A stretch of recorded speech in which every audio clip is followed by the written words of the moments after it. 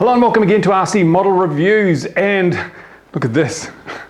I think FoxTech have just one-upped everybody else. They sent me this, it's kind of a vest, I guess it's an FPV vest, and it's clearly labelled on the back, see that? I say send me a t-shirt and I'll wear it, and FoxTech have sent me this rather nice vest and I'm wearing it. And it's quite apt because today I'm going to be reviewing this product here, which is their new wireless receiver DVR 7-inch LCD screen, which a lot of people say to me, yeah, should I use a screen or should I use goggles? Well, the reality is, actually, it probably doesn't hurt you to use both. And you recall I reviewed a DVR just a few weeks ago, and it was crap. It's down there holding my door closed. It's crap, it's rubbish. The DVR I reviewed, so I've been looking for a decent DVR for videoing FPV footage. Now, is this going to be any good? I don't know. I'm going to have a look at it and see. That's what this review's all about. So, without further ado, let's start taking a look at this little baby, see how it works.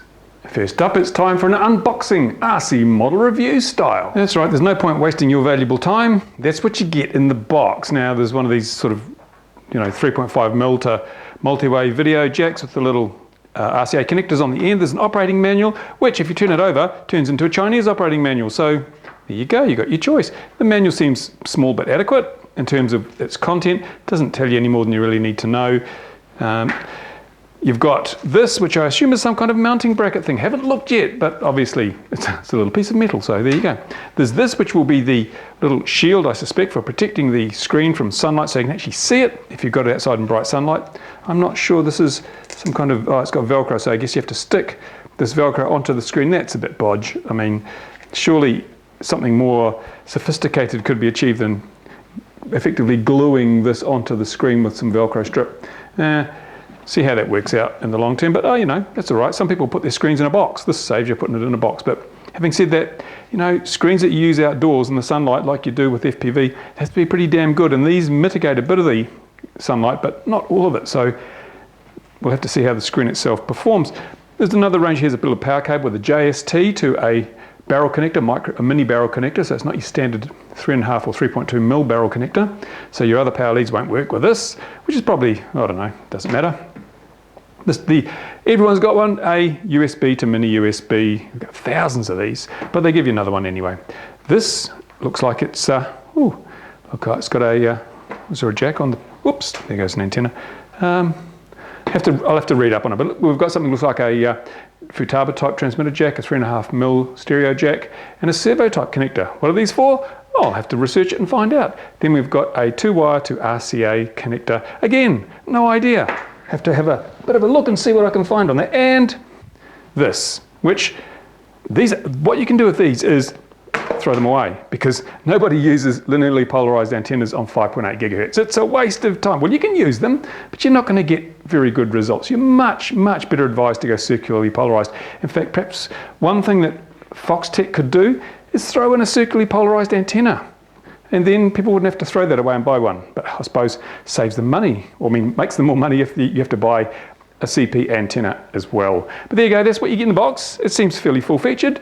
So let's, one thing I noticed, see the glare on the screen? I thought, oh no, you can see the camera. Hello, I'll wave, hello. I thought, no, that's terrible for outdoors, but look, it's got a peel-off film, and behind the peel-off film is a non-glare screen. That is absolutely critical. I've seen people trying to use LCDs that don't have a non-glare screen in bright light, and they're just useless because you get all the reflections. This has a plastic film to protect it, but it's a non-glare screen. Brilliant, excellent. Thank you, FoxTech, for providing one of those. Now, got a few buttons on the front. What does it say? It's got sort of play or something like that. I think that's the frequency, confirm, channel, down. That must be up and down, I don't know, menu. So anyway, we'll plug it in, we'll power it up, we'll have a look and see how it works and how well it works. Actually, while I think of it, before we plug it in, one thing I'd have liked to have seen is a little protective carry case for this, because once you've peeled your plastic film off the front and thrown it away, these screens do get scuffed and marked, and it can make them look pretty grotty after a while if you're going to throw them around the back of your car or your motorcycle or whatever. So yeah, it would be nice if there was a nice little sort of velvety bag, who knows, that would stop those screens. I've got a media player here which is pretty stuffed because I didn't put it in a bag and it got scuffed. So yeah, perhaps it's an optional extra FoxTech, just a nice little protective bag it can go in, perhaps with some of the cables and things. Let's take a look at the back of this unit. It's got lots and lots of plugs and things. Obviously, we've got a full-size SD slot here, but of course, if you've got micro SD cards, you just put them in the little carrier and you can use your micro SD in there. It's got AV in, AV out. That's quite handy. It's got a data out. I'm not sure what that is, but I guess that, don't know why it's got data out, because it's got a USB over here. So why does it have a USB and a data out? Don't know, we'll find out. We'll have to do some research. It's got an RP SMA, so it's not an SMA, it's an RP SMA. If you don't know the difference, I've got a video on my channel here which will tell you the difference and why. It's got an AAT. There you go. If you want to plug your AAT in there, whatever that is, that's where you do it. And DC in, as I said, it's got the little mini barrel jacks for that, not the standard 3.2mm one. And what else is on here? Take a quick look around. Nothing else I can see. This little slot here, obviously, I think probably works in conjunction with the little piece of metal, maybe. I don't know. We'll have a close look, see if we can figure that out as well. Got a couple of speakers. No, that's just ventilation grills. Does it have a speaker? Don't know. I presume it's got a, I noticed this, it's got a little thing here for, as if it would work with an infrared remote. That's usually where your IR pickup goes for infrared remotes, but it doesn't come with a remote, so don't know why it's got that. Obviously, this has been repurposed from perhaps a LCD TV or something. So yeah, there's going to be bits that you don't need or don't use. No, that's it. It's quite nice and thin. It's nice and light. Let's plug it in, see what it does. Okay, here we go. We're going to power it up now. I did this before and it was embarrassing because I couldn't even turn the damn thing on. One thing that you have to do is hold down the on button. You can't just press it. You actually have to hold it down for a little while, a few seconds before it actually turns on. I was wondering what was wrong, but here we go. Just hold it down. You see how long it took before it actually started? And you hear that annoying hiss when it started up? I'll turn it off and it does the same thing. Here we go. I'll turn it on. That annoying hiss, I don't know what it is, it just does it. But here we are now, we've got no signal, and that's minimum volume. I'll just come over so you can hear it. It's still hissing. Should be turned right off, the volume should be turned right down, but it's still hissing. The volume control is via these up and down buttons if you hold them. I'll turn it up. Here we go, and turn it down. But there's still volume there. Now if I didn't want the hiss, that'd be annoying. But that's just one thing. Anyway, we've got a menu button, which brings up a nice menu. Now, when you first get it, when I first got it, it was in Chinese. Oh, what do? I don't know the Chinese word for language, so I can change it. So I had to do a bit of playing around to actually find out what to do. First thing to do is change it into Chinese. So when you get, change it out of Chinese. If you get yours and it's got all Chinese writing, then just use the down arrow key to step down to the bottom selection on the first screen, hit OK, and then you'll see English over here. You can choose that. From that point on, everything will be a whole lot easier. But listen to this. Sounds like it's full of water and there's little bubbles every time you press the key. Fortunately, you can turn that beep off if you don't want it. But let's just sort of quickly step through the options here so you know what this thing is supposed to do. Loop record, that basically just lets you choose whether it reuses space on the card when the card gets full. Most of these DVRs have that, so that's pretty straightforward. You've got your date stamp, which is whether it's just off or on. And obviously I don't want date stamp, I know what date is. Memory info, that will tell you, I don't have a card in here at the moment, but normally it will tell you the amount of free space available on the card and I think the amount of time, I'm not sure, I'll have to check on that. But anyway, that'll see it says 0% because there's no card in there. I'll put a card in later and we'll have a look. We've got format that just lets you format the card if you want to. And sometimes it's worth formatting the card in the DVR because sometimes they have slightly different formatting routines.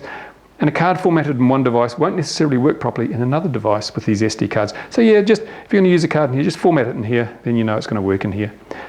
Language, we've already done that one. This is screen 1 of 3, so when we move down, we go to screen 2. Here you can set your time and date. And I have to step through these to go to the OK. See the hours I work, 9 in the morning, yes. Then you can also restore everything to default. I don't want to do that because I've just set it up. Turn that annoying beep off or on. I'll leave it on for the time being so you can enjoy that. Then your TV standard, got PAL or NTSC. Now I obviously live outside of North America and Japan, so I use PAL, which is high definition actually on standard video. And then you've got auto power off. Now, it has a number of settings.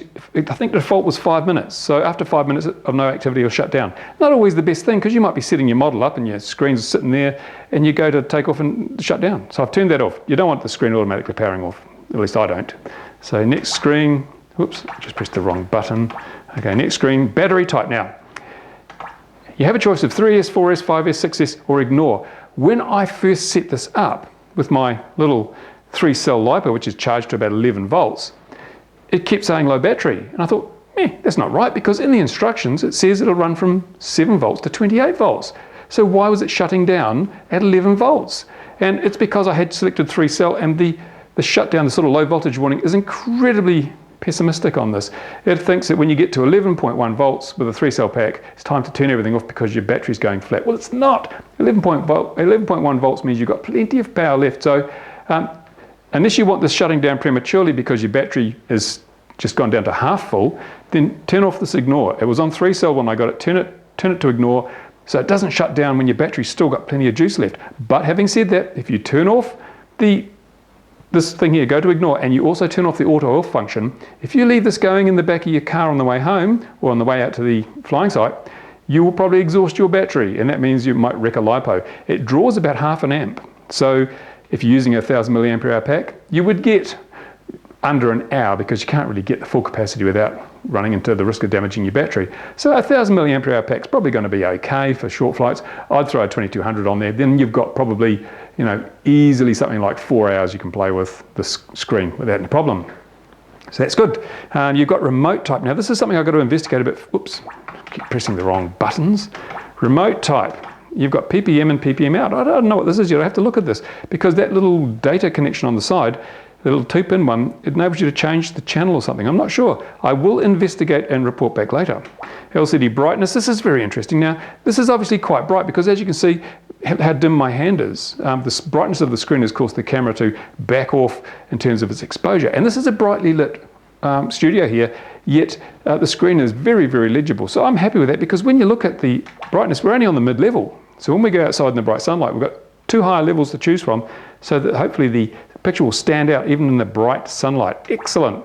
Now we've got full screen. That just basically takes a 4:3 image, which is like your square type image, and stretches it out horizontally so it fills the screen. Now that's a good idea, because why pay for a 7-inch screen when you're only going to use 4.5 inches of it, which is what happens if you use this with a 4:3 screen. Of course, your board cameras, all your standard SPV cameras, have a 4:3 output, so that you'd still end up with a black mark down each side where the picture didn't fit. So why not stretch it out so you get the full screen resolution working for your advantage? It does make things a little squat, a little wide, but you soon get used to that. It's not a problem. And then of course it'll tell you the version, who cares? And you go back to the original menu. So those are all the options on the menu. It's really quite nice. Press menu, it goes back to the other thing, and there's that annoying hiss. How do we get rid of that? I notice here it's got a little voltage indicator which supposed to tell you how much voltage is in your battery. This may be why it shuts down early, because this is saying 11.2 volts on there. It says we've got 11.2 volts in our battery, but if we go over to the bench supply from which I'm running it, you can see we're actually feeding 12 volts or 12.1 volts into it. So its battery voltage detection circuit, at least on this particular unit, is miles out, way, way out. So that's why it's shutting down prematurely, because it thinks the battery's flatter than it is. So maybe your one won't do this, but I'd still turn off that low voltage thing anyway. Set the cell count to ignore, so you're not going to have it shutting down when you don't want it to. Now, one aspect of this little video recorder and LCD screen that really caught me out a couple of times actually is this. Now, I showed you before how much current this thing draws when it's running. I'll just connect it up, and I've hooked up my bench supply. Now, I've got my fluke meter here as well, because these bench supplies are notoriously unreliable in terms of the accuracy of their readings. I'm just going to turn the device on. Here we go. Now, it's not too bad. You see the fluke's telling me that this is drawing 0.48 amps, or roughly 0.48 amps.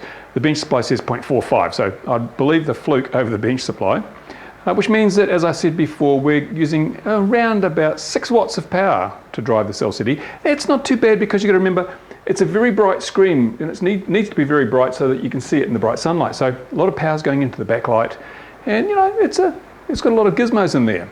One thing that really caught me out though was, you watch what happens. I'll turn it off. Watch what happens to the current. Now at this stage, it's turned off. It's not working. There's nothing happening on the screen here. It's turned off. But look, it's still drawing 94 milliamps. That's 1/10 of an amp. It's still drawing something in the vicinity with 12 volts of 600 milliwatts. It's a huge amount of power for something that's not doing anything. It's just sitting there. You could heat the third world in winter with that amount of power. That's unbelievable. And that caught me out because I found that I plugged the battery into the device. I did a little bit of playing around with it. I turned it off. I came back a few hours later and the battery was flat. How did that work? Because I was using small batteries, little 450 milliamp hour 3-cell batteries. I had a few of them lying around and they were going flat all by themselves. So it's because of this parasitic current draw that's still drawing current while it's turned off. What we'll do now is we'll actually switch to the milliamp scale, just make sure that our reading is accurate. Go back and measure that current again. There you go, 94.6 or 95 milliamps. That's what it's drawing. That's a huge amount of power. Just so in case it's not picking up too well on the camera, I should just zoom in on this because it's an important figure. That's how much this device draws when it's not even going. Maybe we're getting reflection off that screen. Actually, it's hard to get the right angles on here with the lighting. There you go, look at that. So yeah, don't just plug the battery into this and head off into the wild blue yonder, because by the time you get to the wild blue yonder, your battery will be flat. Remember to unplug the battery. In fact, why do you even want a power switch if it draws that much current when it's not doing anything? Okay, and as with everything FPV, anything that is going to be used with FPV gear, I've got to check, see how much noise it makes, because everything electronic makes a certain amount of noise. Now I've got this set across the entire band, so we're going from 9 kilohertz right up to 3.3 gigahertz on the screen there. I shall turn on the device. There we go, it's making a noise. And as you can see, there is an increase in the noise right down here. Let's see where that is. Let's turn our marker on and scroll across to where that noise is so we know what frequency it is. Okay, it sort of finishes at about, where are we? Where's my marker frequency? That's about 1 gigahertz. So under 1 gigahertz, there is quite a bit of noise there, especially down here where we're at 433 megahertz. So it's going to produce quite a bit of noise, certainly on the UHF band. Now, as I mentioned before, one of the things you can do to mitigate the noise is increase the distance between the DVR and your other gear.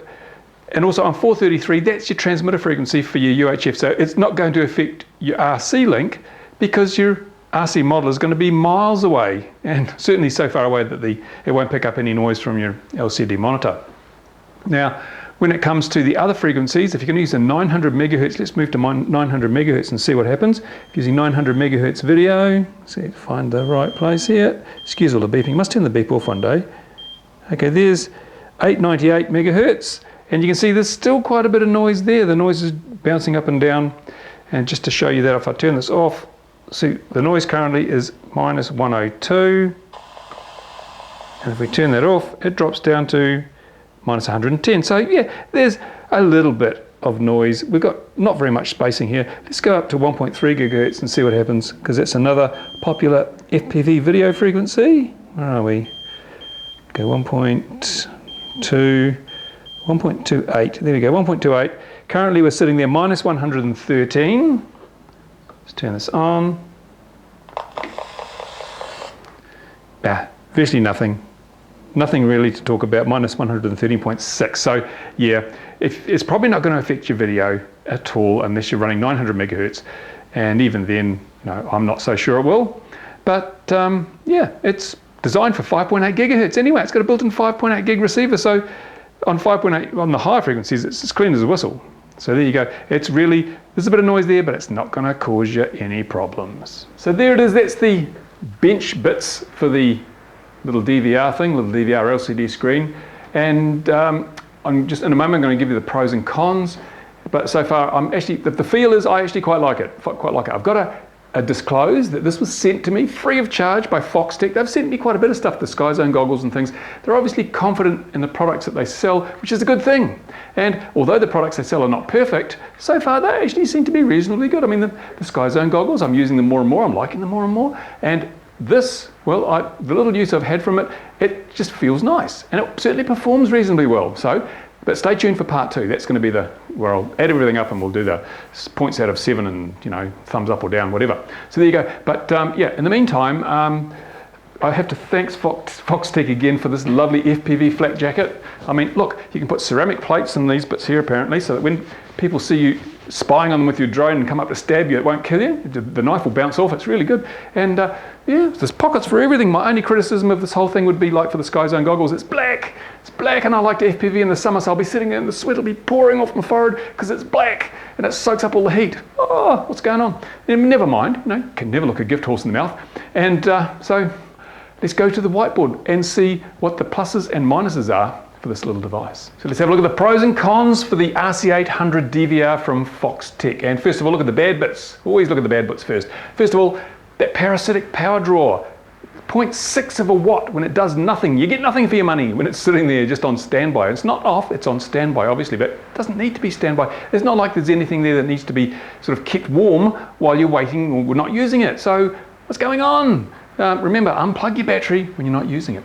No cover for transport, nice little cover would be great, just slide it in there. You're not going to get that screen scratch, but there's nothing. Maybe that could be an optional extra that they could sell. Or there's bound to be something in the market, I suppose. You can go out and find something for a tablet, which would probably fit and suit, but it'd be nice if it was included. The constant hiss. Now, it doesn't matter when you're out in the field. I took it out, used it in the field, not a problem. But when you're sitting there trying to watch something, it's going shh in the background. What's going on? The volume right down, it's still hissing at me. It's like a snake. What's going on? But again, it's not a big deal. It's just, be aware that it does happen. The linearly polarized antenna, that little black antenna, let's face it, who's going to use that on 5.8? Why bother including that? I know they're only a couple of bucks worth, but for those couple of bucks, you could have provided a nice cover perhaps instead, I don't know. But the linear polarized antenna, especially since it has no diversity, then you might as well throw it in the bin. That's what I do, throw them away, get yourself a good circularly polarized antenna. Maybe they could, with the $2 they save from the linear antenna, they could throw a CP antenna in, but I guess then you don't know whether you're going to have left or right hand polarization. So I guess you can always buy or make your own. The battery voltmeter on that screen, it reads consistently low, which means it doesn't allow you to use the full capacity of your battery. On this one anyway, maybe just a tolerance thing, a quality control between different units, but it certainly shut down my batteries long before they were flat, so I was only getting less than half the capacity out of them because it shut them down while I was still 11.1 volts. So that's not good. Best to disable that. I showed you how to disable that, so it's not going to stop you recording prematurely while you've still got a half full battery. Now, let's look at some of the good things that this little device does, because it does some really good things and I'm quite happy with a lot of it. First of all, that screen is really bright. You can take it out in direct sunlight and just not shining directly on it. Nothing's going to work like that, but you just take it so it's got a little bit of shade on it. You can see it brilliantly in the full sunlight. And that was at the medium setting. I didn't even change it to full setting because it was perfectly adequate in the medium setting. So that's really top notch. That's something you really have to pay attention to if you're using a screen for FPV. So that passes all the requirements there. Now that receiver, it's very sensitive. The 5.8 gig receiver works really well and it's multi-band. So it does, it's just like the other 32 channel receivers on the market. It's got different bands and different channels within those bands. Brilliant. I got it picking up the immersion transmitter over there, and I got it picking up obviously the Boscam FoxTech transmitter, which use different bands. Very good, top quality. It looks like it's going to be compatible with most gear, but there has been some discussion about whether the 600 milliwatt immersion RC Fatshark transmitter is compatible with these new 32 channel receivers. Now, unfortunately, I don't have a 600 milliwatt here at the moment. I gave it away because someone wanted one and I gave it to them. So I'll have to get myself a 600 milliwatt immersion transmitter, 5.8 gigahertz, and test it out. So I'll try and do that soon. It's got very simple menus. If you want to drive it, it's not hard, it's not complex, it's fairly straightforward once you've changed it from Chinese to English. Or I suppose if you're French, you want to change it to French, or if you're Portuguese, whatever the options were, I can't remember. But obviously, once you change that menu to the language that you use, it's going to be easy to drive, so there's no problems there. It does MP4 files, so none of this crappy motion JPEG, which is really bad, gives really blocky video and it drops frames. The MP4, much better quality video. Now, as I say, I haven't actually gone out and done some serious recording with it yet, just a little bit of ad hoc stuff. So look for part 2 and we'll see what the bitrate is, whether it drops frames, and how good a resolution it provides when you're recording typical FPV video. Now, it has an SD card slot. That's really handy because a lot of these little recorders only have a micro SD. A lot of people have already got a collection of SD cards. Now, you can use a micro SD card and an SD slot because you get the little carrier, but you can't use an SD card and a micro SD slot. So if you've got a whole lot of SD cards and your DVR needs a micro SD, you're stuffed. But the other way around, like this, good as gold, no problems. And it's got a good selection of cables. It comes with a lot of stuff in the box, including the cables you need to wire it up to a lot of things. So hey, you don't have to go out looking for a new cable for this and a cable for that. So in that respect, it's very good. So those are the pluses and minuses at the moment. No thumbs up or down, no stars or whatever, no ranking yet, because it all hinges on the quality of that video. So tomorrow when the sun comes out, I'm going to have to find somewhere and do some serious use of this DVR, get some serious video footage for you so you can judge for yourself. In the meantime, thanks for watching. If you liked the video, if you thought it was worthwhile, give it a thumbs up so other people can find it. If you've got some questions, you've got any comments, then put them on the bottom of the video and I'll do my best to answer them or address them. Thank you for watching. See you soon, really soon, on RC Model Reviews.